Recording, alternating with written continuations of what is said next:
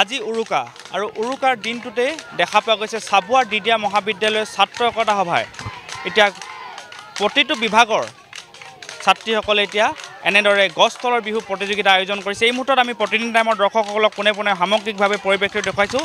চাওক এতিয়া পুৱাৰ পৰাই এনেদৰে মহাবিদ্যালয়খনৰ ছাত্ৰ ছাত্ৰীসকল ওলাই আহিছে আৰু ছাত্ৰীসকলে এনেদৰে এতিয়া ভাগে ভাগে গছ তলৰ বিহু যি প্ৰতিযোগিতাত অংশগ্ৰহণ কৰিছে আৰু এক সুন্দৰ পৰিৱেশ দেখা পোৱা গৈছে আজি দিনটোতে। আৰু এই মুহূৰ্তত আমি পোনে পোনে মহাবিদ্যালয়খনৰ অধ্যক্ষগৰাকী আছে তেখেতৰ পৰা জানিবলৈ চাইছোঁ। ছাৰ, দেখা পোৱা গৈছে পুৱাৰ পৰা এতিয়া এক সুন্দৰ পৰিৱেশ মহাবিদ্যালয়খনত ছাত্ৰ ছাত্ৰীসকল মানে অসমীয়াৰ বিহু সাজত সকলোৱে ওলাই আহিছে সাজপাৰ পিন্ধি, কি ক'ব? তাৰমানে আজি আমাৰ বাপতিসাহোন ৰঙালী বিহুৰ উৰুকাৰ দিন আমাৰ DDR মহাবিদ্যালয়ৰ ছাত্ৰ একতা সভাৰ উদ্যোগত আৰু আভ্যন্তৰীণ মান নিশ্চিতকৰণ কোষ অৰ্থাৎ IQSC চেলৰ উদ্যোগত আমি মহাবিদ্যালয়ৰ আমাৰ 15টা বিভাগ আছে, সেই 15টা বিভাগৰ মাজত আমি গছতলৰ বিহুৰ আয়োজন কৰিছিলোঁ। ৰাতিপুৱাৰ পৰা ছাত্ৰ ছাত্ৰীসকলে অধিক উৎসাহ উদ্দীপনাৰে আহি গছতলৰ বিহুত অংশগ্ৰহণ কৰিছে আৰু মহাবিদ্যালয়ত এটা বিহুৰ এটা পৰিৱেশ আমি ধৰি ৰাখিবৰ কাৰণে চেষ্টা কৰিছোঁ।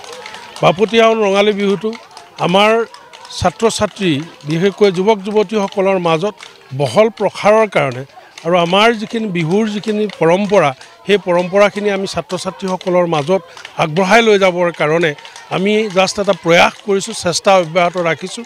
আমি মহাবিদ্যালয়ত শৈক্ষিক বিভিন্ন ধৰণৰ কাম কাজৰ লগতে আমাৰ অসমীয়া সমাজৰ যিখিনি সাংস্কৃতিক পৰম্পৰা আমাৰ যিখিনি চিন্তা চৰ্চা সেইখিনি যাতে আমি ছাত্ৰ ছাত্ৰীসকলৰ মাজত ভগাই তুলিব পাৰোঁ, আমি যাতে আমাৰ পৰম্পৰাক ধৰি ৰাখিব পাৰোঁ তাৰ কাৰণে আমি চেষ্টা অব্যাহত ৰাখিছোঁ। আমাৰ ইয়াৰ পাছতে প্ৰতিযোগিতা অন্ত পৰাৰ পাছতে মুকলি বিহু হ'ব। সেই মুকলি বিহুত মহাবিদ্যালয়ৰ সমূহ শিক্ষক শিক্ষয়িত্ৰী ছাত্ৰ ছাত্ৰী আৰু কৰ্মচাৰী সকলোৱে মিলি আমি বিহু উপভোগ কৰিম, বিহু আমি পৰিচালনা কৰিম আৰু তাৰপিছৰ পৰা আমি মহাবিদ্যালয়ৰ বিহুৰ বন্ধ ল'ম। এইটোৱে আমাৰ মূল উদ্দেশ্য। হয়, ধন্যবাদ জনাইছোঁ। মই পুনৰ পৰিৱেশটো দেখুৱাম দৰ্শকসকলক, মই কিছু আগলৈ যাবলৈ চেষ্টা কৰিছোঁ। এক সুন্দৰ পৰিৱেশ আৰু দেখা পোৱা গৈছে মহাবিদ্যালয়খনৰ ছাত্ৰীসকলে এনেদৰে অতি সুন্দৰকৈ সাজপাৰ পিন্ধি এনেদৰে গছ তলৰ বিহু প্ৰতিযোগিতাত অংশগ্ৰহণ কৰিবলৈ আহিছে। মই এই মুহূৰ্তত শিক্ষয়িত্ৰী আছে আপোনালোকৰ ওচৰত আহিছোঁ, কি ক'ব আজি আপোনালোকক বিহুৰ সাজত?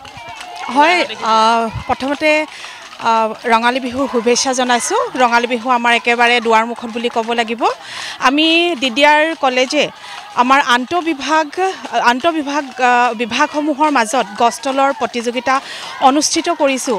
মুকলি পথাৰত, মুকলি আকাশৰ তলত, গছতলত আমাৰ ছাত্ৰ ছাত্ৰীসকলে বিহুৰ মাজেৰে কেনেকৈ নিজৰ জাতীয় নৃত্যটোক আগবঢ়াই লৈ যাব পাৰিব এই উদ্দেশ্যেৰে আমাৰ এই অনুষ্ঠান আজি। গতিকে সকলোকে শুভেচ্ছা জনাই আমি সকলোৱে আজি খুব আনন্দ কৰিম বুলি পণ লৈছোঁ। ধন্যবাদ। সকলোৱে এপাক যদি মই নচাব পাৰোঁ শিক্ষক শিক্ষয়িত্ৰীসকলকতো কিছু সুবিধা হ'ব। মই যদি সম্ভৱ হয় অকণমান আপোনালোকে নাচি দিলে বেয়া নালাগিব, ভাল লাগিব। এফালে বাইদেউসকল, মই এফালে দৰ্শকসকলক দেখুৱাইছোঁ, এফালে দীঘলীয়া শাৰী, আপোনালোকে যদি অলপ আহি দিয়ে এফালে নাচিবলৈ একেলগত সকলোৱে, কি ক'ব? আজি খুব আনন্দ লাগিছে, খুব ফূৰ্তি লাগিছে। প্ৰাক ৰঙালী বিহুৰ যি অনুষ্ঠান আমাৰ মহাবিদ্যালয়ত অনুষ্ঠিত হৈছে সেই অনুষ্ঠানত খুব ভাল লাগিছে। আমাৰ সকলোৱে ফূৰ্তিৰে আহিছোঁ, সকলোৱে নাচি দিলে ভাল লাগিব। আজি সকলোৱে সাজত আহিছে ধুনীয়াকৈ আৰু মই যিমান পাৰোঁ দৰ্শকসকলক দেখাবলৈ চেষ্টা কৰিম।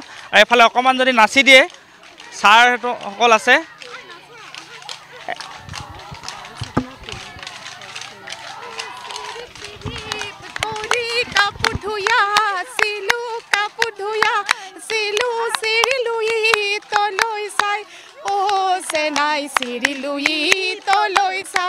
সৰুতে কৃষ্ণয়ে ৰাধাক জোকাইছিলে, মুখতে বাহিতি লৈ। হয়, বিশ্বজিৎ ফুকন আপোনাক এই মুহূৰ্তত ধন্যবাদ জ্ঞাপন কৰিছোঁ আপুনি চাবুৱাৰ পৰা পৰিৱেশ দেখুৱাৰ বাবে।